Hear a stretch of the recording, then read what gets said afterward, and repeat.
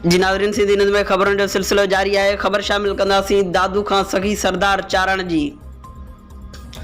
दादू SSP house साम्हूं ॾींहुं ॾिठे जो 4 निकाबपोश हथियारबंदनि मोबाइल फ़ोन कंपनी जी फ्रेंचाइज़ में दाख़िल थी हथियारनि जे ज़ोर ते अमले शहरनि खे यरगमाल बणाए 1,50,000 रुपया रोक रक़म मोबाइल सेट फुर करे फ़रार थी विया।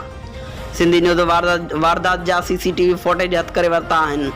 फ्रेंचाइज़ मैनेजर मुनीर सुरोयो ॿुधायो त फोरन जा 2 साथी अॻुवाट फ्रेंचाइज़ ते आया, हिकिड़े फिंगरप्रिंट्स ते बायोमेट्रिक कराए मोबाइल सिम ख़रीद कई ऐं संदन 2 साथी बाद में पिस्टल खणी दाख़िल थिया। जन अमले खे हथियारनि जे ज़ोर ते यरगमाल बणाए 1,50,000 रुपया रोक रक़म मोबाइल फ़ोन फुर करे फ़रार थी विया। हथियारबंद फ्रेंचाइज़ में आयल माण्हुनि खे बि न बख़्शियो। मोबाइल फ़ोन ऐं रोक रक़म फुर करण सां गॾोगॾु खेनि तशदुद जो निशानो पिणु बणायो वियो। DSP अब्दुल ख़ालिक वगण SHO A section Ishfaq Mangi वाक़े वारे हंधि पहुता तफ़सील गॾु करे जांच शुरू करे ॾिनी।